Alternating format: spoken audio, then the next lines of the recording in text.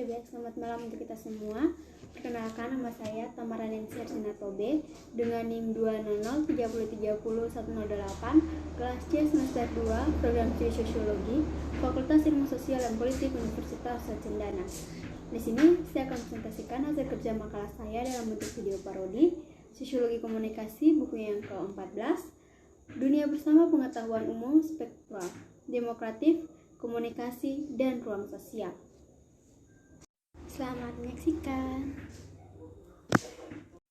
Halo teman-teman, ini malam kita akan kerja kelompok mengenai dunia bersama pengetahuan umum. Jadi ini nanti kita akan catat, jadi orang nggak tahu catat.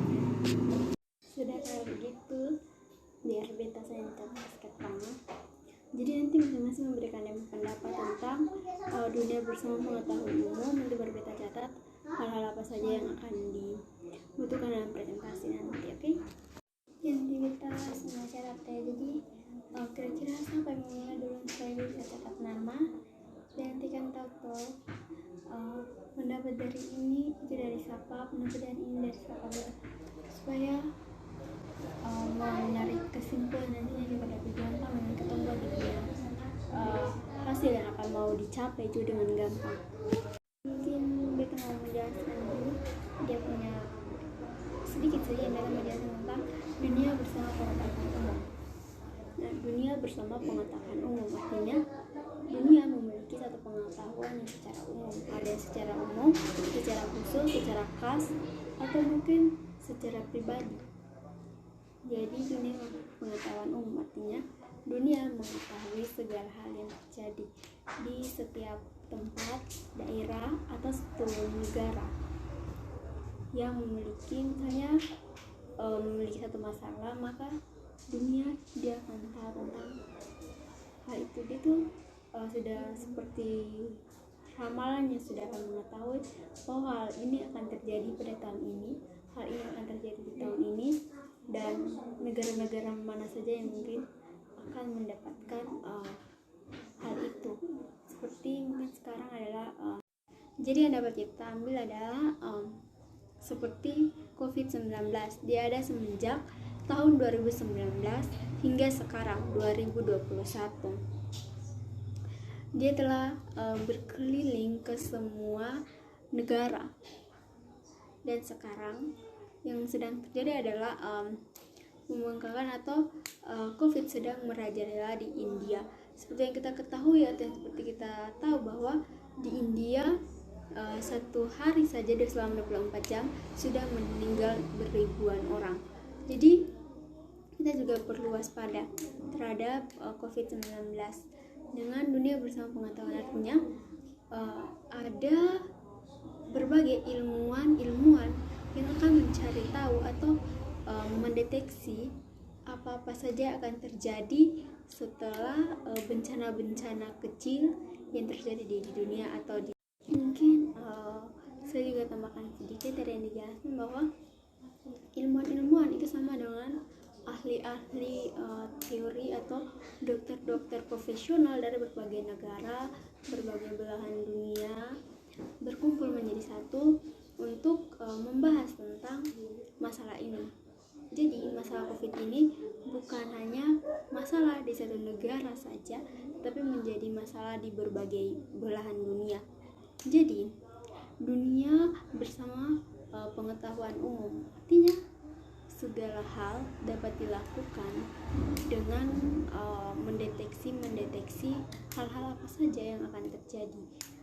Mungkin habis corona masih ada berbagai kejadian hal yang tidak kita ketahui atau belum dapat dideteksi oleh para ahli atau para ilmuwan yang pengetahuan juga memiliki dua sifat, yaitu ada yang menggunakan profesi secara langsung atau melalui lingkungan tempat mereka tinggal, dan ada juga yang menggunakan objek-objek baik secara langsung individual oleh lingkungan tempat mereka berprofesi yang memiliki pandangan kedua, bukan atas dasar fragmentasi dan kan, tetapi karena itu dengan cara yang menyajikan untuk berpikir tentang sebuah sosial.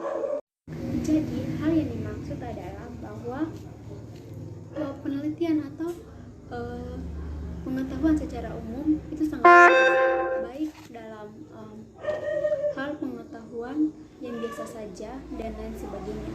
Terus pengetahuan itu memiliki berbagai cara pandang, dengan masing-masing orang yang memiliki cara pandang yang berbeda-beda, baik cara pandangnya melalui proposisi secara langsung individualisasi, atau proposisi secara tidak langsung, atau melalui media-media sosial seperti membagikan informasi-informasi dari media sosial. Sedangkan kalau proposisi secara langsung, maksud dari yang dibenarkan adalah bahwa hal itu telah sesuai dengan kualifikasi, artinya mereka sudah mencari tahu, sudah mendalami, sudah tahu akar permasalahan, sudah tahu mengapa terjadinya suatu hal itu dan mengapa terjadi dan untuk apa terjadi dan bagaimana kejadiannya, itu sudah dicari dan sudah mendapatkan kebenarannya, sehingga yang dibenarkan memang benar bahwa karena mereka sudah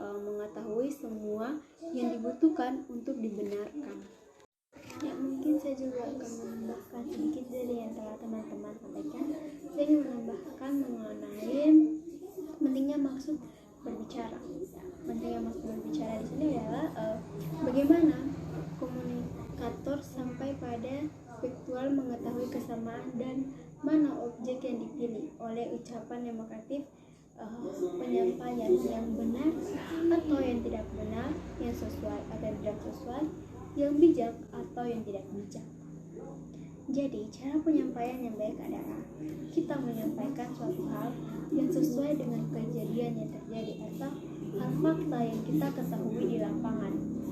Seperti jenis dari pembicara juga dapat melakukan suatu hal atau melakukan pembicaraan dengan tindakan serta yang membuat menonjol objek dari maksud referensi yang mendengarkan atau diberikan kepada orang untuk mendengarkan objek niat informasi mereka. Kita perlu tahu apa yang merupakan referensi dari ucapan demonstratif pembicara untuk mengembangkan jawaban untuk pertanyaan tentang yang dibutuhkan pendengar untuk menjelaskan mengenai objek mereka.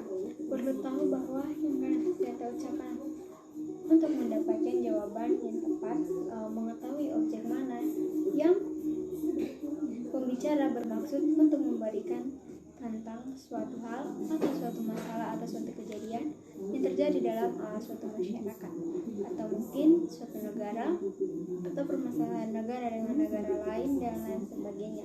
Itu merupakan salah satu indikator juga yang menyebabkan maksud pembicara, atau kita harus mengetahui apa maksud dari pembicaraan yang akan dilakukan, baik dilakukan oleh individu dengan individu atau individu dengan kelompok, kelompok dengan kelompok, dan kelompok dengan individu. Jadi sebelum kita melakukan satu pembicaraan, sebaiknya kita dengar agar apa yang kita sambung juga dapat sesuai dengan yang telah diprediksi atau yang dipikirkan oleh lawan bicara kita. Ya, mungkin hanya itu saja yang dapat ditambahkan dan bisa dibacakan apa saja atau apa saja yang tadi kita bicarakan, atau poin-poin atau judul atau apapun yang telah kita bicarakan supaya kita bisa sama-sama mengetahui. Dari tadi yang kita bahas adalah yang pertama, dampak virus di berbagai negara. Yang kedua, model komunikasi. Model komunikasi itu seperti bagaimana cara kita berkomunikasi dan lain sebagainya. Yang ketiga, pentingnya maksud pembicaraan. Jadi maksud pembicaraan adalah apa yang kita sampaikan, apakah itu baik atau tidak, apa orang itu mengerti tentang maksud yang dapat kita sampaikan atau tidak.